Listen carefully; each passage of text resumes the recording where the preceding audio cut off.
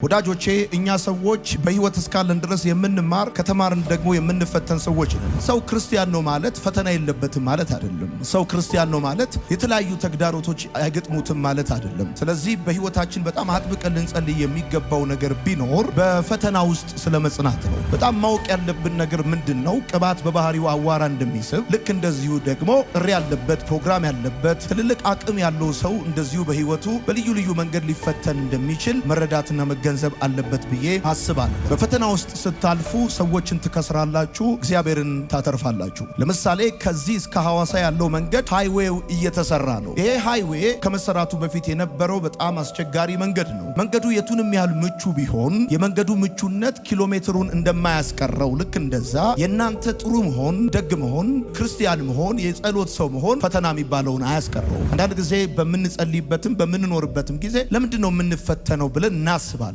ምናልባት በህይወታችን ካሉ ድካሞች የተነሳ ብቻ የምንፈተን ከመሰለን እንሳሳታለን። የአንዳንዶቻችን ፈተና በትዳር፣ የሌሎቻችን ፈተና በፋይናንስ፣ በጤና፣ በስራ በልዩ ልዩ መንገድ ሊሆን እንደሚችል ማሰብ ደግሞ በጣም አስፈላጊ ነው። ስለ ፈተና ትዝ ይላችሁ ከነበረ በትምህርት ቤት በምንማርበት ጊዜ ፈተናው ለክላሱ ሙሉ ነው፣ መልስ ግን በግል ነው። አንዳንዶቻችን ምን እናስባለን? ማን ነካው? ምን አጠፋው? በተቻለ መጠን የእግዚአብሔርን ፍቃድ በህይወቴ ለመተግበር ጥረት እያደረግኩ ነው፣ ለሰዎች በደግነት በመልካምነት ለመመላለስ እየሞከርኩ ነው። ታዲያ ለምንድነው የምፈተነው? ለሌላው ሰው ቀላል የሆነ ጉዳይ ለኔ ለምንድነው ከባድ የሚሆነው ብለን እንላለን።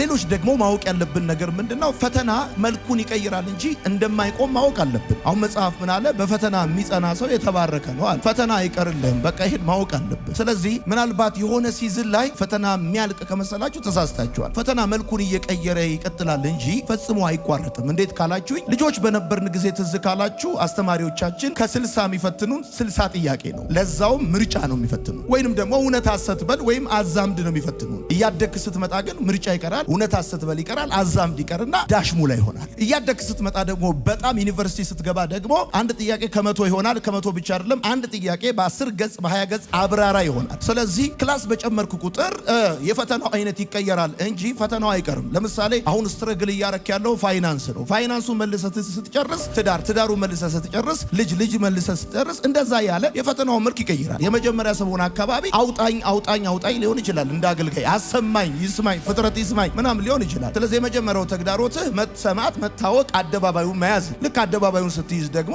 አብሮ የሚመጣ ፈልፈላ ተከትሎ ይነጅሳል። እና ፈተና የሚባለው ነገር አይቋረጥም። በቃ ሁሉ ነገር ህይወት አልጋ ባልጋ ይሆናል ብሎ ማሰብ በጣም ተገቢ አይደለም። በፈተና የሚጸና ሰው የተባረከ ነው ማለት ምን ማለት ነው በራሱ የሚለውንም ነገር መናገር እፈልጋለሁ። በፈተና የሚጸና ሰው ማለት ትርጉም የማይቀይር ሰው ማለት ነው። ዲፊኒሽን የማይቀይር ሰው ማለት ነው። የሚጸና ሰው ማለት በፈተናው ምክንያት የማያዝን፣ የማይከፋው፣ የማያለቅስ የሆነ ምንም አይነት ነገር የማይሰማው እንደው ድንጋይ የሆነ ማለት አይደለም። በፈተና የሚጸና ማለት በፈተናው ስታልፉ በጣም ላስጨራሽ በሆነ ጉዳዩ ስታልፉ ታዝናላችሁ፣ ታለቅሳላችሁ፣ ይከፋችኋል፣ ታቆርፋላችሁ፣ ትነጫነጫላችሁ፣ በተለያየ መልኩ ሪያክት ልታረጉ ትችላላችሁ። ይሄ ማለት ሰው በፈተና አልጸናም ማለት አይደለም። በፈተና የሚጸና ሰው ማለት ዲፊኒሽን የማይቀይር፣ ትርጉም የማይቀይር ሰው ማለት ነው። ጠዋት ወርቅ ያለውን ከሰዓት ጨርቅ የማይል ሰው ማለት ነው። ጠዋት አንበሳ ያለውን ከሰዓት ሬሳ የማይል ማለት ነው። አንተ ንጉሴ ነህ፣ አንተ ጌታዬ ነህ ያለ ሰውዬ ልክ ማዕበል ሲነሳበት ያገኘውን ነገር ሲያጣ አንዳንድ ሰው አለ አይደል? ታውቃላችሁ፣ ለጌታ ያለውን ትርጉም ይቀይራል። ብዙ ነገሩን ቀይሮ ከጌታ ሐሳብ ይወጣል። እኔ ከኢዮብ ሕይወት በጣም የሚገርመኝ ነገር ምንድን ነው? ኢዮብ ወደ መከራ ከመግባቱ በፊት ስለ እግዚአብሔር የነበረውን አንደርስታንዲንግ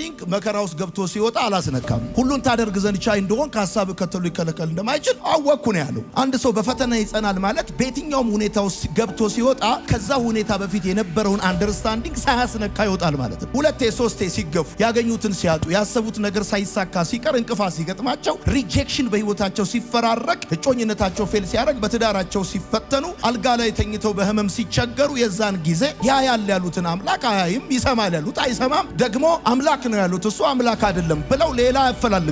በፈተና የሚጸና ሰው ማለት ትርጉም የማይቀይር ሰው ማለት ነው። በፈተና የሚጸና ሰው ማለት መሰረቱ የማይናወጥ ሰው ማለት ነው። እንደ ባህር ጥልቅ ጸጥ የሚል ማለት ነው። ለምሳሌ በባህር ላይ ዝናብ ይዘንባል፣ ጥልቁ ግን ጸጥ ይላል። በባህር ላይ ወጀብ ይነሳል፣ ጥልቁ ግን ጸጥ ይላል። በባህር ላይ ንፋስ ይነፍሳል፣ ጥልቁ ግን ጸጥ ይላል። በፈተና የሚጸና ሰው ማለት የማይናወጥ ማለት ነው። ስራውን የማይለቅ ሰው ማለት ነው። እግዚአብሔር አምላክ በየትኛውም መልኩ ህይወታችሁን የሚመዝነው በውጤታችሁ ሳይሆን በመንገድ መንገዳችሁ እንደሆነ ደግማችሁ ደጋግማችሁ ልታስታውሱ ይገባል። ይሄ ሲዝን የኮምፒቲሽን ሲዝን ነው። ይዞ መገኘት እንደ ትልቅ ሰክሰስ የሚታይበት ዘመን ነው። ነገር ግን ማወቅ ያለባችሁ ነገር ምንድነው? ለክርስቲያን ልዩነቱ ውጤቱ ሳይሆን ውጤቱን ያገኘበት መንገዱ ነው። ፈተና ለሁለት ይከፈላል። አንደኛው የሚመጣብን፣ ሌላው የምናመጣው ተብሎ። እግዚአብሔር ለምን ይፈትነናል ቢባል ስለሚተማመንብን ነው የሚፈትነን። እግዚአብሔር በክፉ አይፈትነንም፣ ስለሚተማመንብን። እግዚአብሔር ኢዮብን፣ ዳንኤልን፣ ሌሎቹንም ደግሞ በልዩ ልዩ የህይወት መንገድ ውስጥ ያለፉትን ሰዎች ፈትነዋል። ሲፈትን ግን ስለሚጠላን ስለማይወደን ምናምን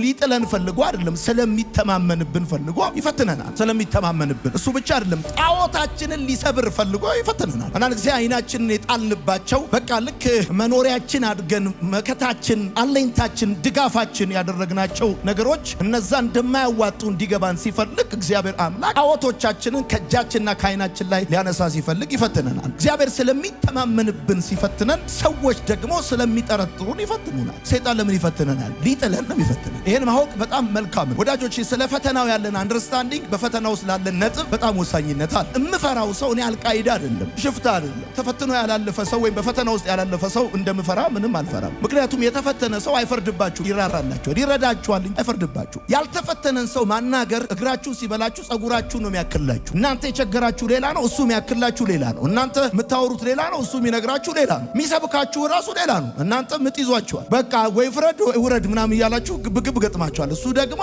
ይዘባበትባችኋል። ለምሳሌ ወጣቶች፣ እዚህ ውስጥ ያላችሁ ወንዶች፣ ሴቶች ትዳር ስትይዙ አንዱ ማወቅ ያለባችሁ ነገር ቢኖር ይሄ ሰው ምን ያህል በቻሌንጅ ውስጥ አልፏል የሚለውን ነገር ማወቅ ጥሩ ነው። በፈተና ውስጥ ያለፈ ሰው ንግግሩ ለስብራት ጠገን ነው፣ ለቁስል መድኃኒት ነው። ንግግሩ ይገርማችኋል፣ ቁም ነገር አለው፣ ሰብስታንስ አለው። ወዳጆቼ እግዚአብሔር እንድንፈተን ለምንድን ነው የሚፈቅደው? ለምንድን ነው የሚፈልገው ብላችሁ ስትጠይቁ ወዳጆቼ ከትምህርት ቤት የተማርናቸውን ትምህርቶች እንረሳቸዋለን። ከፈተና የተማርነውን ትምህርት ግን አንረሳውም። ከትምህርት ቤት የተማርናቸው ትምህርቶች አሸዋ ላይ እንደተጻፉ ጽሁፎች ናቸው። ከፈተና የተማርነው ትምህርት ግን አለት ላይ እንደተጻፈ ጽሁፍ ነው። ባዮሎጂ ኢዝ፣ ኬሚስትሪ ኢዝ፣ ማቴማቲክስ ኢዝ፣ ፊዚክስ ኢዝ ብላችሁ የተማራችሁትን ብዙ ነገር ረስታችኋል። ከፈተና የተማራችሁትን ግን አረሳችሁ። መጀመሪያ አካባቢ ታውቃላችሁ፣ ሰውን ሁሉ ለመውደድ ጥረት ታደርጋላችሁ። ሰው ሁሉ የሚወዳችሁ ይመስላችኋል። ሰውን ሁሉ ለመውደድ የምታደርጉት ጥረት እንደማይሳካና ሰው ሁሉ እንደማይወዳችሁ የምታረጋግጡት ስትፈተኑ ነው። በሰው መካከል ያለ ሰው፣ በጓደኛ መካከል ያለ ጓደኛ፣ በዘመድ መካከል ያለ ዘመድ እየኖራችሁ እንደሆነ የሚገባችሁ ስትፈተኑ ነው። ለፈተና ያላችሁ አንደርስታንዲንግ ሰክሰሳችሁን ይወስናል። አስታውሳለሁ አያቴ ቤት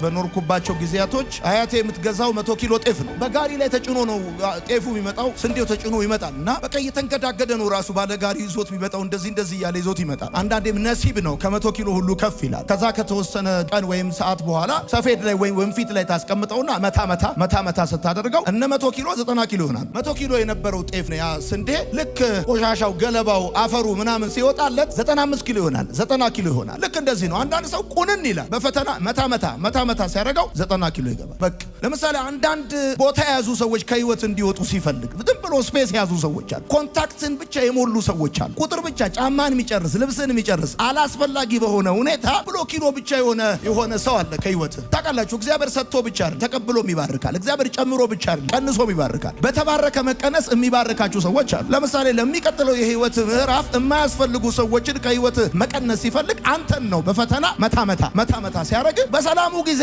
ስልክ እየደወሉ እስኪግል ድረስ የሚያወሩ ሰዎች ልክ ስትፈተን ብትፈልግ አታገኛችሁ። አንዳንድ ጊዜ ወጣቶች ስትሆኑ በቃ ስፓርታከስ ነኝ ምናምን ማንም እኔ በቃ ብረት ከኔ ይሳሳል ኮንክሪት በሉኝ ምናምን ብለህ ውጥር ግትር ስትል በፈተና ሁለቴ ሲመጣ ትስተካከለ። በፈተና የሚጸና ሰው አለ የተባረከ ነው አለ። ሴቶች እናት የሚሆኑት በ3 ሰዓት ምጥ ነው፣ በ2 ቀን ምጥ ነው፣ በ1 ቀን ምጥ ነው። ያቤት የ3 ሰዓት ምጥ ነው የ40 ዓመት ልደት የሚወጣው፣ የ50 የ60 ዓመት ልደት የሚወጣው። ብዙ ሰዎች ፔኑን አይፈልጉትም፣ ግን ልጁን ይፈልጉታል። እንደዛ ከሆነ ደግሞ ፈጽሞ የማይቻል ነገር እንደሆነ ማወቅ በጣም ተገቢ ነው። ወርቅ እሳት ቢጠላ አፈር ሆኖ እንደሚቀር ማለት ነው። ወዳጆቼ ተደጋጋሚ ሰሞኑን አንድ ነገር እናገራለሁ።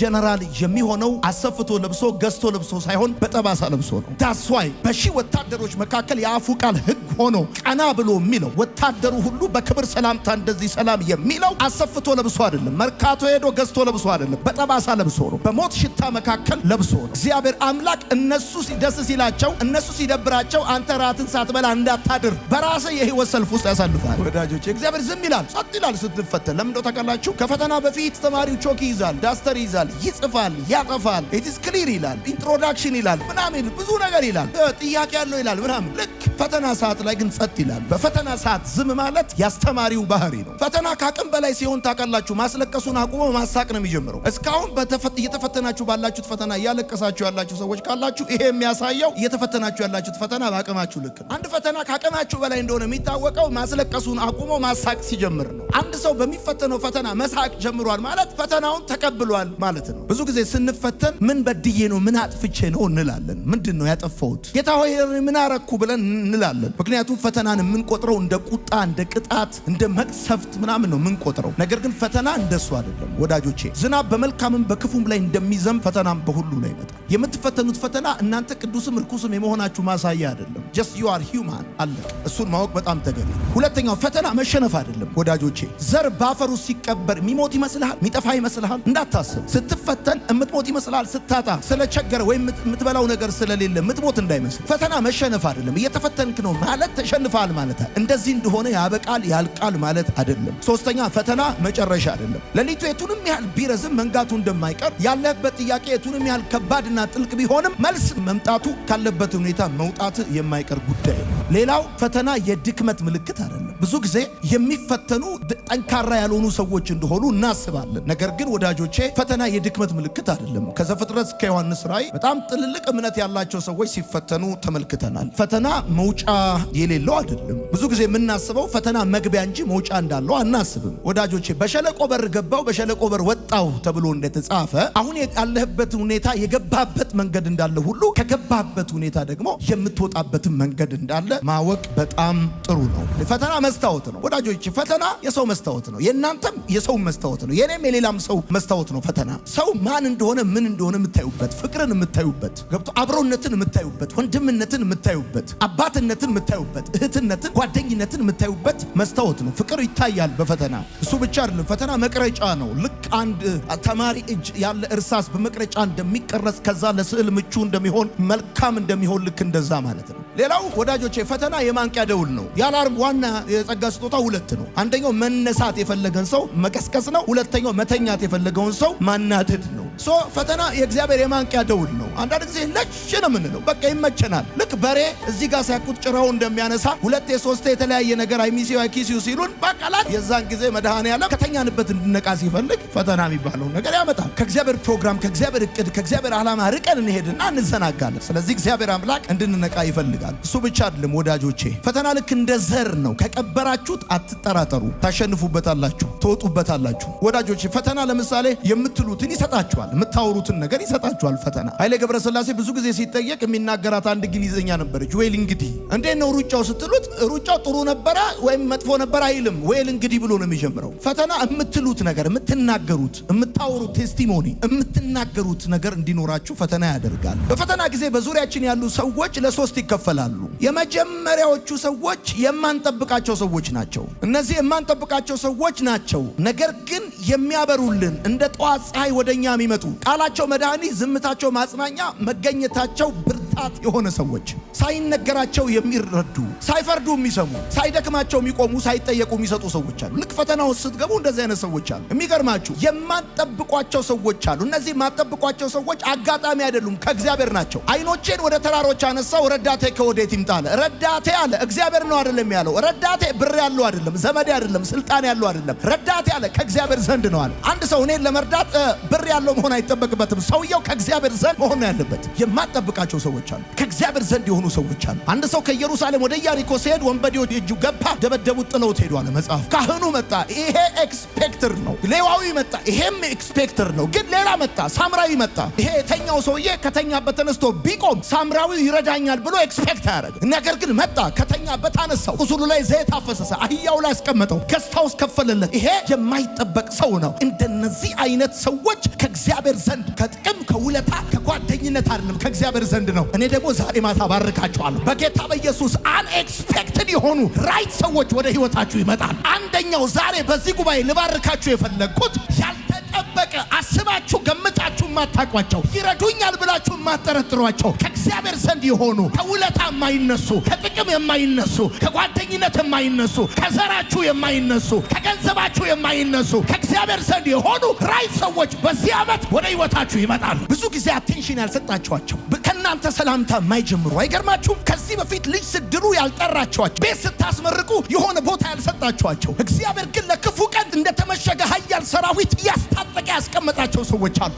ልክ ከሰገባው እንደሚወጣ ሰይፍ፣ ልክ እንደዛ ልክ በጭንቃችሁ ቀን ከእግዚአብሔር መዝገብ ተከፍተው ወደ እናንተ ይመጣሉ። እኔ አምላኬን አውቀዋለሁ። የሚሰማ ሰው ካለ እዚህ ቤት ካለ ቃሉን ላከ ነው የሚለው መጽሐፍ። ልክ ገንዘብ ሲላክልህ አካውንት ውስጥ እንደገባ እርግጠኛ ነህ። ሪሲቱ ሲሰጥህ ብሩን ባትቆጥረውም እርግጠኛ ነህ። ዛሬ አንድ ነገር እርግጠኛ ሁን፣ እነዚህ ሰዎች ወደ ህይወት ይገባሉ። የፈርዖን ልጅ ሙሴን አዘነችለት፣ ከፈለችለት ይልና በሞት ፋንታ አክሊል አደረገችለት። ይሄ አንኤክስፔክትድ ነው። ህግ የወጣው አዋጅ የወጣው ትእዛዝ የወጣው ከአባቷ ቤት ነው። አንድ ፓርት ነች እሷ። ይሄ የማይጠበቅ ጉዳይ ነው። ይገርማል። ህፃኑ ልጅ ስለራሱ መናገር አይችልም። እኔ እንትና ነኝ ማለት አይችልም። እንደዚህ ያለች ይሄ ሞት የሚገባው ልጅ ነው አይደለም ያለችው። ይሄ ከዕብራውያን አንዱ ነው፣ የዕብራውያን ልጅ ነው አለች። ይገርማል። ዱ ዩ ኤክስፔክት የፈርዖን ልጅ አንድ የተጣለን ሰው ታነሳለች ብለህ እንዴት ትጠብቃለህ? የሙሴ እህት ታየው ነበረ። ይገርማል። የማትጠብቃቸው ሰዎች ገብተዋል። ይቀብሩኛል ብለህ ስትል የሚያነግሱ ሰዎች አሉ። አንዳንድ ሰው ያነግሱኛል ያልካቸው ሰዎች ይቀብሩሃል። በፈተና ጊዜ በዙሪያችን ካሉ ሰዎች መካከል ሁለተኛዎቹ ምንጠብቃቸው ሰዎች ናቸው። ነገር ግን እነዚህ እንደ ጥላ የሚሄዱ ናቸው። ቃላቸው ቁስል ነው፣ ዝምታቸው እሳት ነው፣ መገኘታቸው ሸክም የሆኑ ሰዎች፣ ሳያዩ የሚፈርዱ፣ ሳይረዱ የሚናገሩ፣ ሳይቆሙ የሚደክሙ የሚሄዱ፣ ከሌሎች ጋር የሚያወዳድሯቸው፣ እኔ አንተም ብሆን ብለው የሚያሳቅቋቸው ሰዎች አሉ። እነዚህ የምትጠብቋቸው ሰዎች ናቸው። በመልካም ጊዜ ውለታ ያደረጋችሁላቸው ሰዎች ናቸው። ስልኬን ያነሳሉ ብላችሁ የምታስቧቸው፣ ረድቻቸዋለሁ ብላችሁ የምታስቧቸው ናቸው። እነዛ ማጠብቋቸው ሰዎች ከእግዚአብሔር ዘንድ የእግዚአብሔርን ማዳን ያሳያችሁ ዘንድ ይገርማቸዋል። እንደ ንስር ክንፍ ከፍ ያደረጓቸዋል። የምትጠብቋቸው ሰዎች ደግሞ እንደ ከረባት ነው የሚያወርዷቸው። ልባችሁን አውርደው ታች። ትዝ ይላችኋል የኢዮብ አጽናኞች ገና እንደመጡ ለማልቀስ ሞከሩ። 7 ቀንና 7 ሌሊት ዝም ብለው ቁጭ አሉ። ከዛስ ከማጽናናት ወደ መውቀስ እኮ ነው የመጡት። ኢዮብን ስለ ስውር ኃጢአቱ መውቀስ ጀመሩ። እንደዚህ አይነት ሰዎች አሉ። የምትጠብቋቸው ኤክስፔክተር ናቸው። እነዚህ የኢዮብ ወዳጆች ናቸው ነው የሚለው መጽሐፍ። ቀጥሎስ አኪጦፌል ትዝ ይላችኋል የዳዊት አማካሪ፣ ከዳዊት ጋር በጭንቅ ቀን ይሆን ዘንድ ኤክስፔክተር ነው። ግን ከአቤሴሎም ጋር አመፀ። በጭንቅ ቀን፣ በፈተና ቀን፣ በሞት ቀን የሚያምጽባችሁ ሰው አለ። ትዝ ይላችኋል። ሌላውም ሰው ደግሞ ይሁዳን እዩት። የሰላሜ ሰው ያልኩት ብሎ በብሉይ ኪዳን የተነገረለት ሰው በጌታ ሹመት የተሰጠው ገንዘብ ሚኒስተር የሆነ እሱ ብቻ አይደለም። ትዝ ይላችኋል ማርቆስ ከጳውሎስ ያፈገፈገ ሰው። አት ታይም ኦፍ ቻሌንጅ የሚያፈገፍጉ ሰዎች ሊኖሩ ይችላሉ። እነዚህ የምትጠብቋቸው ሰዎች ናቸው። ይሄ የሥራ ጸባይ ነው። የምታውቋቸው ግን የማያውቋቸው ሰዎች አሉ። እነዚህ ሰዎች አይረዱም፣ አይጎዱም። በቃ እነዚህ ሰዎች አይሰሙም፣ አያዩም፣ አይጠይቁም፣ አይጨንቁም። ምን ውስጥ እያለፍክ እንደሆነ ምንም የሚያውቁት ታሪክ የለም። ጎረቤት ናቸው፣ አብረው ነው የሚያገለግሉት፣ ያውቁሃል። አንድ ክላስ ናቸው። በደምብ ነው የምትተዋ። አንተ ነው የምታውቃቸው፣ እነሱ አያውቁም። ምናልባትም አንተ የምታልፍበትን ሁኔታ እነሱ አያውቁም። በተለይ ደጋግሜ ይሄን ነገር ነግራቸዋለሁ። እኔ አንድ እንዲረዳኝ የምጠብቀው የምፈልገው ይረዳኛል ብዬ የማስበው አንድ ሰው ነበረ። እንኳን ይረዳኝ የረሳኝ ሰው ማለት ጌታ ሆይ ለምንድን ነው የማይረዳኝ ብዬ ጠየቅኩት። እንደዚህ ያለኝ ጌታ ታሪክህን እንዳይቀማህ ነው አለኝ። ታሪክህን እንዳይቀማህ ነው አለኝ። አንዳንድ ሰዎች ሊረዷችሁ እየቻሉ እንዳይረዷችሁ የሚያደርገው እግዚአብሔር ለምን? ታሪካችሁን፣ ቴስቲሞኒያችሁን እንዳይቀማችሁ፣ እንዳይወስዱባችሁ። አንዳንድ ሰዎች ይወለ አንተ እኮ የሚሊዮን ኪሎ ሜትር ሄደ ባለቀ ሰዓት 100,000 ያዋጣው ሚሊዮኑን ይቀመዋል። አንዳንድ ሰው እንደዛ ልክ ፈተናው ሲገባ በፈተና የሚጸና ማለት አቋራጭ የማይጠቀም ማለት ነው። አቋራጭ የማይጠቀም በፈተና የሚጸና ሰው ማለት ልክ መሰናክሉ ጋር ስትደርስ እግርህን ነው የምታነሳው። አንዳንድ ሰው ቻሌንጅ ሲገጥመው ይሸሻል። ከቸርች ይሸሻል፣ ከራዊ ይሸሻል፣ ከከተማ ይሸሻል፣ ከብዙ ነገር ይሸሻል። ስፍራውን ይለቃል። እንዳሸሽ ትርጉም እንዳቀይር፣ ዲፊኒሽን እንዳቀይር። አንዳንድ ሰው አገልጋይ ነኝ በቃ ጥሬ ምን አይላ አገልግሎት ውስጥ ገብቶ ቻሌንጅ ሲገጥመው ፈተና ሲበዛበት እኔ እንደውም ነጋዴ ነኝ። በፈተና የሚጸና ሰው ማለት ትርጉም የማይቀይር ሰው ማለት ዲፊኒሽን የማይቀይር ሰው ማለት ነው። በፈተና የሚጸና ሰው ማለት ታውቃላችሁ። ፈተና የሰውን ባህሪ አይሰራም። የሰውን ሂድን ባህሪ ነው ኤክስፖዝ የሚያደርገው የሚገልጠው። የሰውን ትክክለኛ ማንነት ነው የምታውቁት። ትዝ ይላችኋል ጳውሎስ እሳቱን በጭራሮ እየጨመረ ማንደድ በጀመረ ቁጥር ጭራሮ የመሰለ እፉኝት